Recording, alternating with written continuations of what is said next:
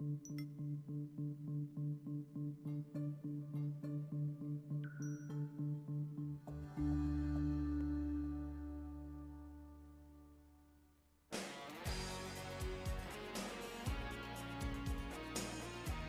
to Legends in Leadership, brought to you by ISF and the Carrington Group. Legends in Leadership is an inspirational podcast featuring the stories of leaders who are making a difference. Our goal is to inspire you with the stories of leaders who come from humble beginnings, overcome challenges, and ultimately rise up to make a difference in people's lives. Hello, folks. Welcome to Legends in Leadership. This is Jason Smith, your host for today's episode. I'm a family officer with the Carrington Group, and today I'm joined by all three of my co-hosts. We have Dr. Blair Ritchie, Executive Director of the International Student Foundation. We've got Tyler Tallman, a fellow family officer at Carrington Group, and Kyle Watkins, fellow family officer at the Carrington Group. So the full house, the team's back in the house today, guys. That's right. Yeah, good to be here. The gang is back together again. Vacation's over. Yes, back to the usual. And it's a great episode, a fantastic guest for us to all be back together. I'm excited to welcome. But first, as we do every week, Blair is going to share with us our leadership trivia question. Well, lately we've been celebrating some amazing Latina leaders, right? And today's going to be an awesome interview. So I decided to sync up my Legends and Leadership trivia by seeing if you guys can identify one of the most powerful Latina leaders on today's national landscape. And I had a lot to choose from, so I thought I'd get one that you might be able to get. So throw a little softball at you here. So anyhow, our leader today was born a year after I was born to Puerto Rican parents who moved to the Bronx to raise their children. Her mother was a nurse in a meth clinic. Her father a tool and die worker, so very humble, middle-class New Yorkers. Her father died when she was 9, so now a single parent. Her mom demanded that she would make a commitment to pursue higher education. One day she's watching an episode of Perry Mason on TV and decides that I'm going to be a judge someday. So goes on to graduate summa cum laude from Princeton, then Yale Law School, and eventually her dream was fulfilled by her first appointment as a judge by President George H.W. Bush, followed by a nomination to a higher court by President Clinton, and then in 2009, President Obama nominates her to be the first Latina Supreme Court Justice in United States history. So who is this legendary Latina leader? I'll be back at the end of today's program with the answer to that one. Dr. Ritchie, I don't know if this is on purpose or not, but you left out that year. That she was born? Yeah. Yeah, it was. Yeah. Just okay. year I just want to was. make sure Exactly. I wasn't missing anything. Yeah, it has a 5 on it. So, yeah, So did she have her own legal show? Did she have her own like Judge Judy show or no? No, I'm not. No? You got it. No, she doesn't have her. She's a Supreme Court justice. She's not a TV. Come on. She You could don't have need done a that. TV She show. could have done that before she became the Supreme Court I don't think justice. that's a stepping stone to the Supreme Court. Hey, Judge Judy's a very rich woman, okay? So Yeah, right. All right. Well, interested to see if Jacqueline has a little bit better guess than Yeah. that. So much for that softball, right? Well, I'm excited to welcome our guest today, Jacqueline Camacho-Ruiz. She's an award-winning entrepreneur, international speaker, philanthropist, and author of 14 books. She is the founder of the Fig Factor Foundation, focused on unleashing the amazing in young Latinas, and the creator of the Today's Inspired Latina book series and international movement. Jacqueline is a regular guest on local and national TV, radio, and print publications. She has been featured in Forbes, Inc. magazine, CBS News World, ESPN, CBS in the Morning, Univision, and many others. Jacqueline launched her 11th book at a sold-out event with over 20 media representatives at the New York Times in New York. She also recently completed her second European tour through Amsterdam and Paris and was featured on the cover of the European magazine Business Fit International, where she received the prestigious She Award for her global contribution of inspiration to women. On top of all this, Jacqueline is a 2-time cancer survivor, and she possesses wisdom about life well beyond her years. She is also one of the few Latina small airplane pilots in the U.S. Wow. So many Very interesting things to yes. get into. Welcome, and we appreciate you taking time to join us on today's show, Jacqueline. Thank you. I'm excited to be here. Thank you so much for the invitation. Of course. Well, I want to start with a question that was inspired by the backdrop of your webcam today. I can't keep calm. I'm Jackie Camacho. So tell us a little bit about what that means to you. Well, and then you can probably see it. I actually I had a ACL surgery. I used to be a runner and did a lot of sprint triathlons and 5Ks and all kinds of stuff. And then I tore my ACL. Oh gosh. And I said, who am I? I'm not a runner anymore. And I found myself doing a lot of motivational workshops here while I was recovering from my knee. I couldn't walk, but people used to come, my house became an international restaurant from all the food that was brought over, for weeks. And I did a lot of projects, even if I couldn't walk. So my husband made that poster during that time. And I have it. It reminds me every day that, yes, that's right. I can't keep calm. Well, with so many of the interesting and inspiring things that you've already accomplished in life, I'm curious about what inspired you. What's an early factor, person, anecdote that comes to mind from your earlier childhood, growing up, that inspired you to become such an energetic leader today? Well, I was the youngest out of three, and I'm the only girl. My brothers are 7 and 11 years older than me. And my mom always had amazing books, amazing literature, which I didn't understand. Books from Napoleon Hill and Dale Carnegie and Agmandino.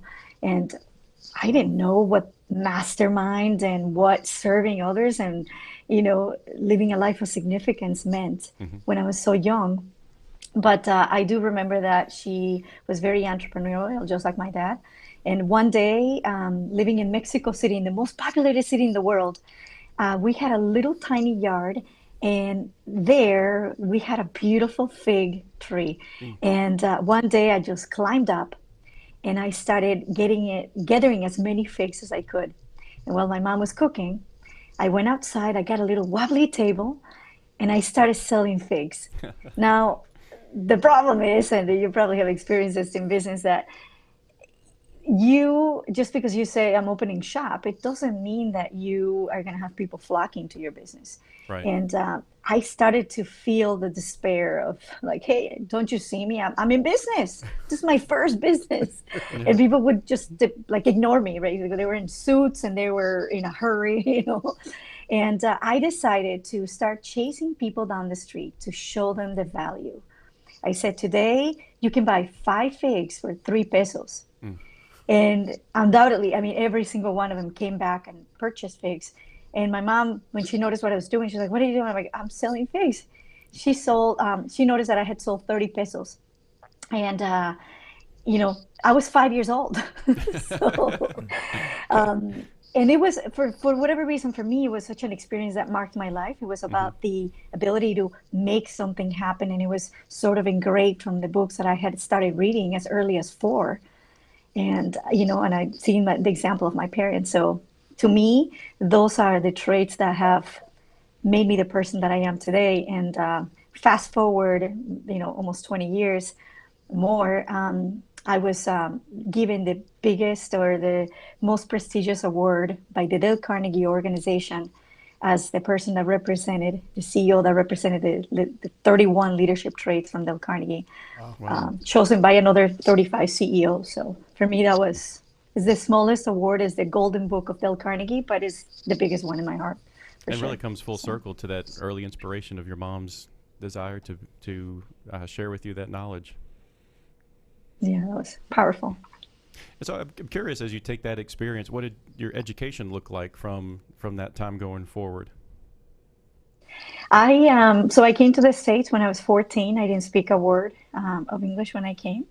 And I was determined because I knew that making an impact and serving others meant the ability to communicate with them so that I can understand what they need. And I started playing games, and I learned English in 1 year, then learned German in English, which was the craziest thing up until I became a pilot. But some more crazy things on the way. But that's sort of, went to college. I had an associate's in marketing And then I started my company at 23. Between 21 and 23, I had my 2 incidents with cancer. Okay. My entire digestive system had to be reconstructed. And for me, it was about survival.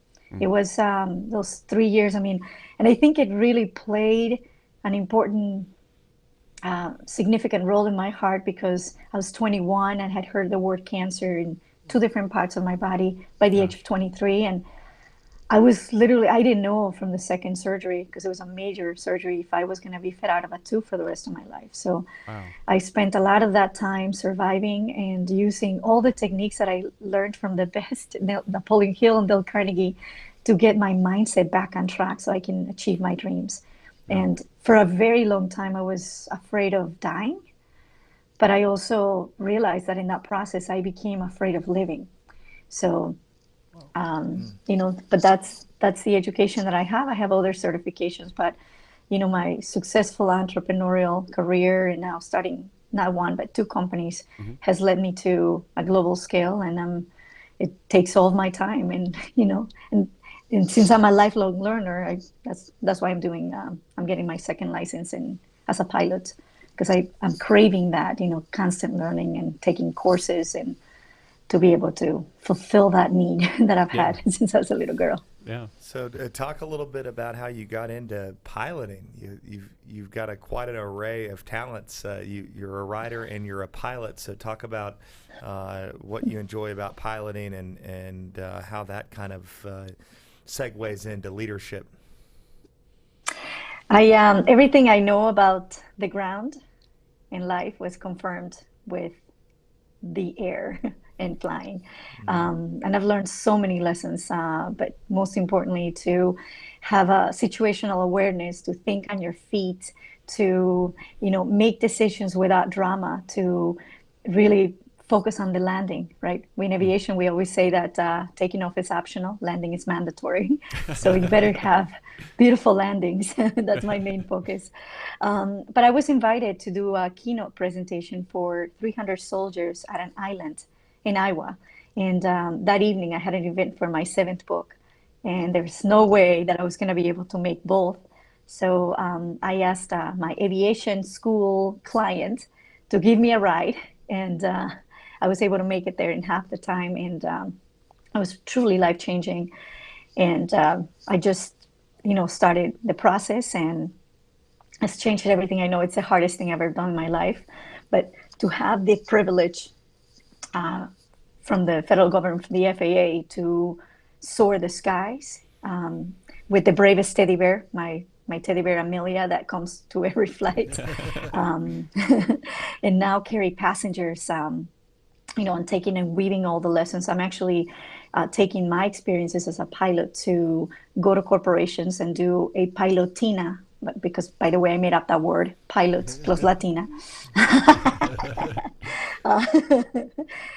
To have the opportunity to share with them how to make a flight plan.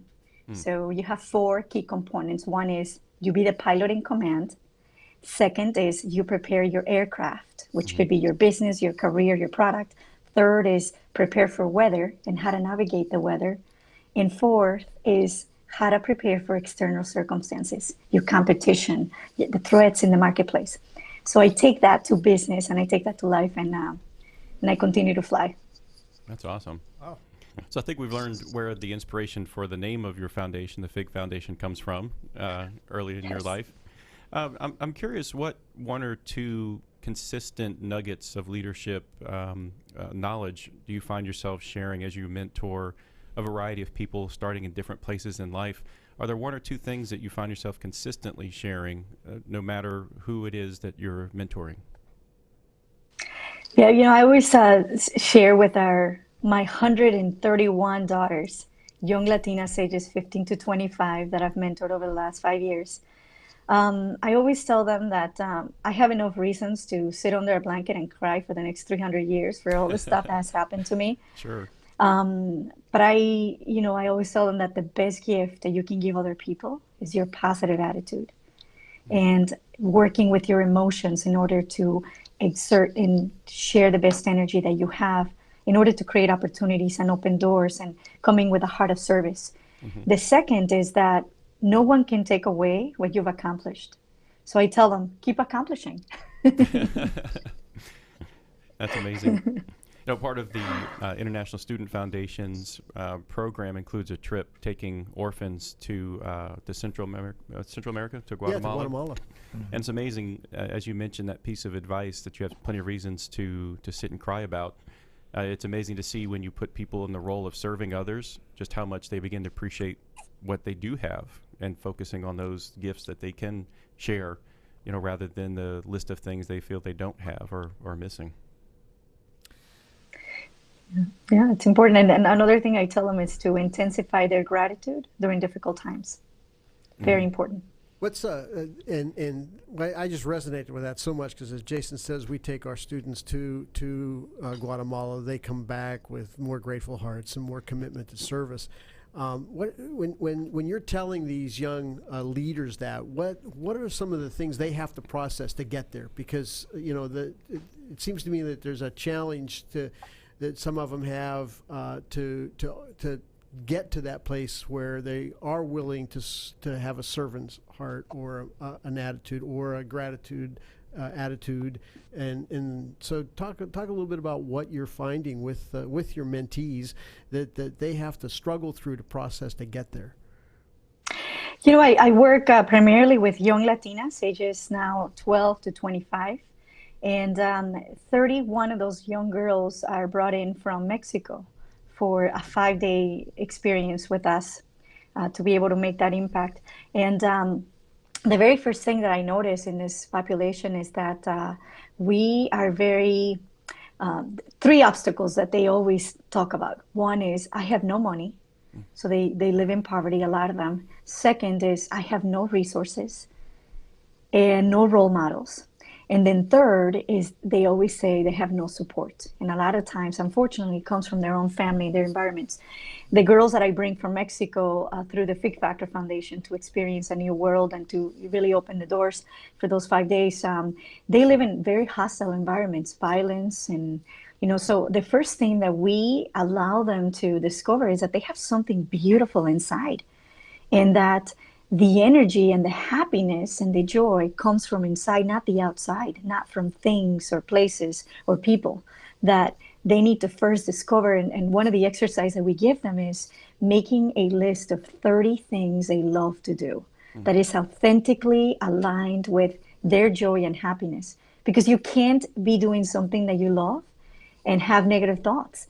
So when something happens, you automatically resort to this resource list of 30 things. You start doing 1 or 2, and in less than an hour, you find yourself aligned with joy again, and then you start allowing to think. One example that I give them too is that I could plan the most beautiful flight, to any of the states in the United States, and I know that the skies are clear. I know that everything is ready to go, but when I get to the runway, there's fog that is sitting right on top of the runway. And because of that, even though I know that 20 feet up, it's completely clear and the sky is limited and is waiting for me to soar. But because of that fog, and that's, when you don't have joy in your heart and when you don't discover what your unique talents are and you don't align with the things that make you especially you and surrender to those opportunities, then you are basically letting that fog sort of, clear your mind. And Napoleon Hill said that the 3 enemies to not achieving success, which I share with them too, is fear, indecision, and doubt. And a lot of these girls have those 3 elements. And that's what we're trying to do to help them discover that they're beautiful. Well, that's so powerful. That is so powerful, because so often we look outside and we see what we don't have, and we fail to see what resources we do have. And within the power of the Spirit, the power of what's going on in a person's life and heart can release so much. So that's a beautiful, beautiful expression of that you're doing with these mentees. Absolutely. So in your bio, you talked about unleashing the amazing. Is that the first key part of that for you, is helping them find that joy and what makes them truly happy, so that can maybe, serve as a, North Star for them? Absolutely. I think that once they find that true north, and they, one of the exercises that we do with them too is look at them, there's every time that we do a program, it's about 12 girls, and we allow them times throughout the weekend to look at each other and say, I believe in you.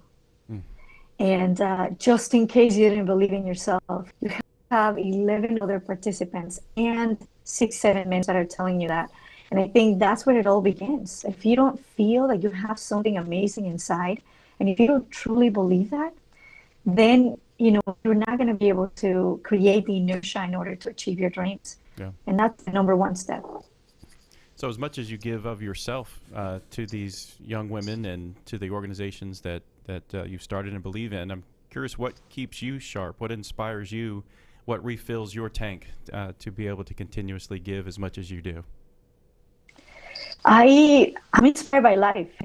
It sounds with everything that I've gone through.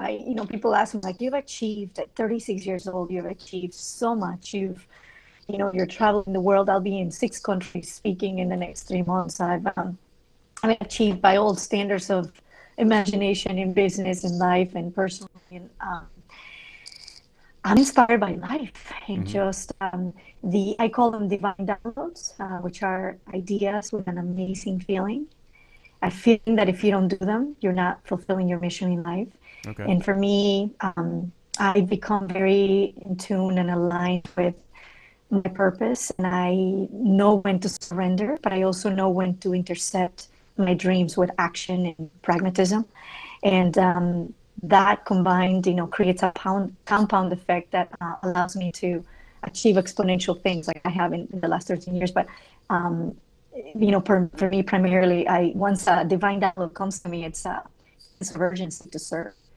That's what keeps me going. And it's just, it's bigger than me. I don't know how to explain it, but it's, maybe that's the next program, right? But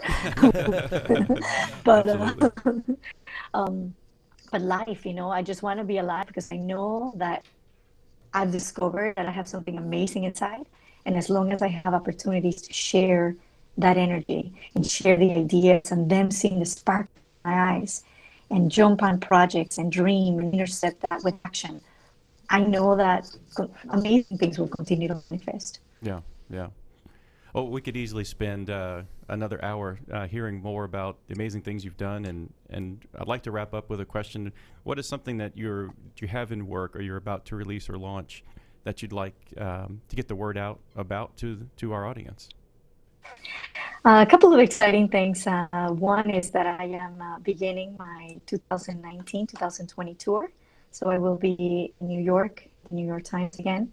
Then I'll be launching my 15th book in Belgium and Paris, followed by a keynote presentation at the Independent Women Summit in Dubai. Oh, wow. Finishing up with a Puerto Vallarta, my first international summit. Today's Inspire Latina is a book series that I created 5 years ago. And it now features 132 amazing Latinas with about 26, 27 authors in each volume. And volume 6, 7, and 8 will be launched in the next 12 months in 2 different continents. So we'll have about 207 women featuring over 30 countries, Latinas that are sharing their story. That's amazing. Wonderful. So how do people keep up with all of the fantastic things you're doing? I think LinkedIn, Jacqueline Camacho. LinkedIn is a wonderful way to do that. Also, Pilotina_official on Instagram. I see a lot of my Pilotina adventures.